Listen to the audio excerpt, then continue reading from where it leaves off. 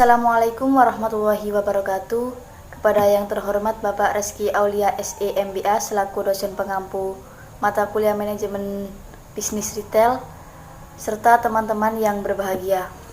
Oke, di sini kami dari kelompok 4 ingin mempresentasikan dan sedikit menjelaskan tugas UTS kami yang berjudul analisa usaha retail pada usaha Indomaret. Sebelumnya perkenalkan, nama saya Farihomatul Ulum dan tentunya saya tidak sendirian, ada teman saya yang pertama Muhammad Andika Yuda Pratama, yang kedua Mariam Nindya Putri, yang ketiga Adina Deva Arianti, dan yang terakhir Wahyudita Yunanda Ismayasari. Di sini saya akan mempresentasikan tentang mengapa Indomaret disebut usaha retail. Indomarko atau Prismatama atau Indomaret adalah rantai toko retail dari Indonesia yang menjual berbagai macam, diantaranya adalah kebutuhan pokok sehari-hari dan peralatan rumah tangga, serta masih banyak lagi lainnya. Barang dagangan sebagian besar didapat dari 17 pusat distribusi Indomaret yang menyediakan lebih dari 4.800 jenis produk. Dengan lebih dari 11.000 toko di seluruh Indonesia, ini adalah rantai pertama dan terbesar dari jenis toko di Indonesia. Indomaret adalah anak perusahaan dari grup Salim, berkantor pusat di Jakarta. Indomaret adalah jaringan minimarket yang menyediakan kebutuhan sehari-hari pada 2014. Indomaret memiliki 10.600 outlet. 60% dari total outlet adalah outlet milik sendiri di waralaba, sedangkan 40% sisanya adalah milik perusahaan. Saya akan menjelaskan tentang latar belakang dan sejarah Indomaret. Indomaret merupakan jaringan minimarket yang menyediakan kebutuhan pokok dan kebutuhan sehari-hari dengan luas penjualan kurang dari 200 meter. Dikelola oleh PT Indomarko Prismatama. Cikal bakal pembukaan Indomaret di Kalimantan, dan toko pertama dibuka di Ancol, Jakarta Utara. Perusahaan mengembangkan bisnis gerai waralaba pertama di Indonesia, serta Indomaret teruji dengan lebih dari 230 gerai di Indonesia. Indomaret meraih penghargaan perusahaan waralaba 2003 dari Presiden Megawati Soekarno Putri. Indomaret mencapai 4.261 gerai, dan total itu 2.444 gerai adalah milik sendiri dan sisanya 1.817 gerai waralaba milik masyarakat yang tersebar di kota-kota di Indonesia atau Jabodetabek, Jawa Barat. Terus selanjutnya di DKI Jakarta terdapat sekitar 484 gerai Indomaret. Merubah logo baru, yaitu logo Indomaret di dalam kotak berwarna merah, biru, dan kuning dari atasnya. Indomaret merupakan nama brand yang dipakai untuk jaringan minimarket atau grocery store yang menyediakan kebutuhan pokok dan kebutuhan sehari-hari dengan luas penjualan kurang dari 200 meter, yang dikelola oleh PT Indomarko Prismatama.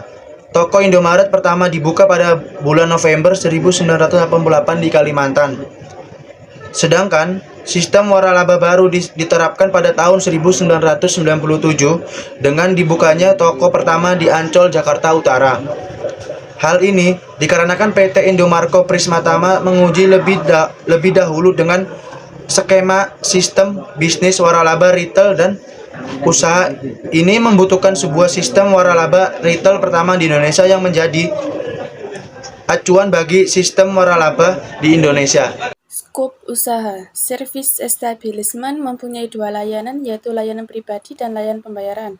Untuk layanan pribadi meliputi layanan shop, layanan coworking, layanan toilet, layanan rest area, dan Indomaret Online. Untuk layanan pembayaran meliputi pulsa dan paket data, Indomaret Poinku, uang elektronik, e-Samsat, listrik, BPJS, dan lain-lain. Good establishment meliputi bahan tahan lama dan barang tidak tahan lama. Barang tahan lama contohnya barang peralatan rumah tangga, barang tidak tahan lama makanan ringan, makanan berat, buah-buahan, obat, minuman, kebutuhan pokok, dan rokok. Poin 4. Rancangan strategik planning station alat tulis. 1. Situation analysis. Misi menjadi penyedia alat tulis kantor dan kebutuhan sehari-hari. Alternatif kepemilikan yaitu kepemilikan tunggal dan toko independen.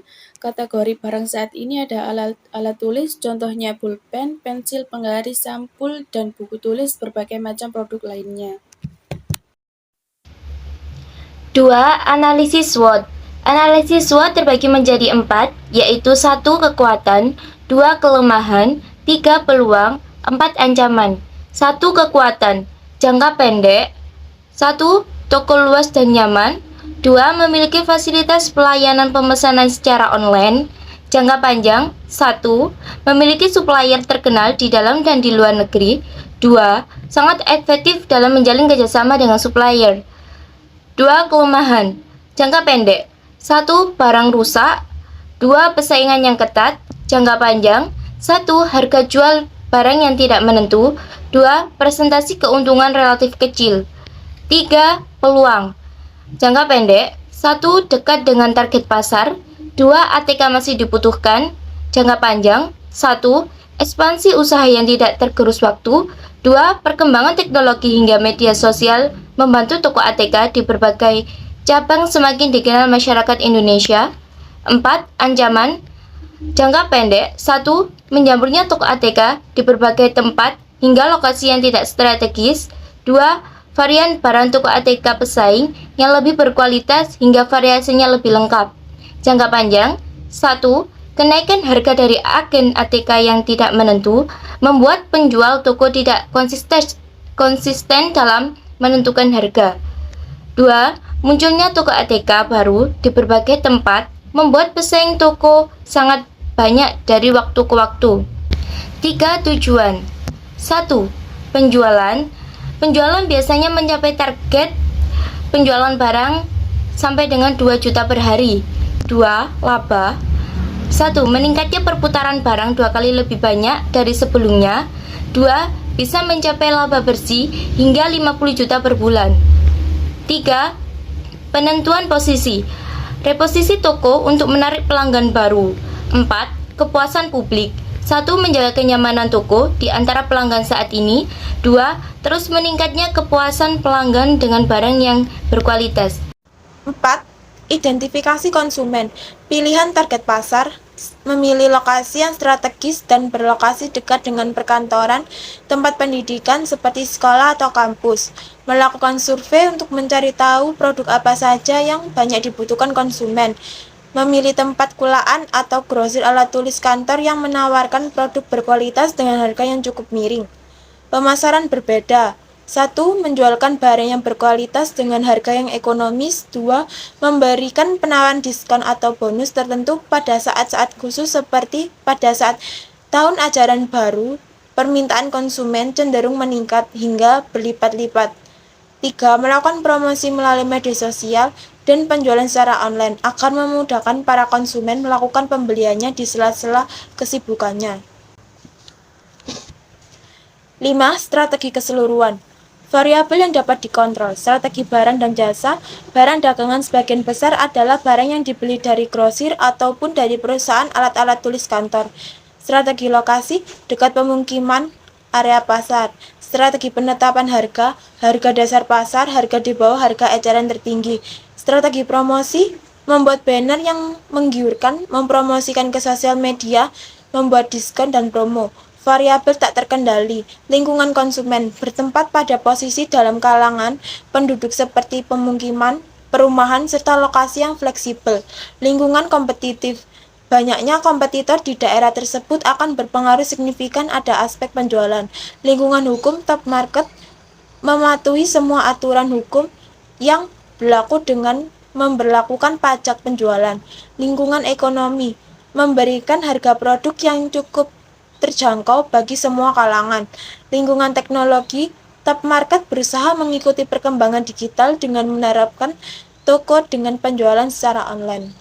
Oke, selanjutnya nomor 6 ada kegiatan khusus. Jadi kegiatan khusus ini ada 2 poin. Yang pertama operasi harian dan jangka pendek, dan yang kedua ada tanggapan terhadap lingkungan. Untuk poin yang pertama, operasi harian dan jangka pendek itu kita bisa membuat pembukuan harian untuk penjualan dan biaya operasionalnya. Dan kita juga bisa mencocokkan harga usaha yang kita miliki dan yang dimiliki oleh orang lain atau pesaing lain. Dan yang kedua ada tanggapan terhadap lingkungan. Jadi usaha yang kami dirikan ini sudah tepat di era sekarang. Karena banyak toko ATK sekarang itu masih kurang lengkap produk yang dijualnya, dan terkadang harganya masih relatif mahal. Dan stasiun ATK yang kami miliki ini tempatnya juga fleksibel dan ada di mana-mana dan sangat terjangkau oleh masyarakat kecil tentunya. Oke, dan poin yang terakhir yang ketujuh adalah kontrol.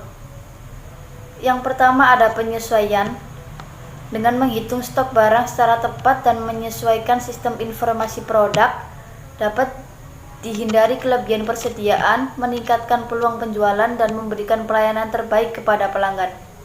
Dan untuk evaluasi, faktor utama adalah pelayanan seperti ramahnya karyawan. Sebagai contoh, ketika orang datang ke toko, mereka disambut dengan ramah karena pelanggan dianggap raja.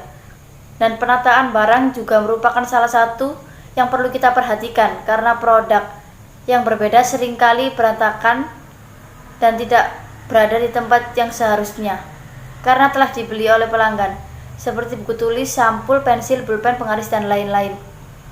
Dan oleh karena itu diperlukan perbaikan dalam hal pelayanan dan penataan barang agar toko alat tulis kantor ini dapat bersaing dengan toko yang lainnya. Baik, sekian dari kelompok kami, kelompok 4. Apabila ada kata-kata yang kurang berkenan di hati kalian semua, kami mohon maaf yang sebesar-besarnya. Saya akhiri, wassalamualaikum warahmatullahi wabarakatuh. Terima kasih.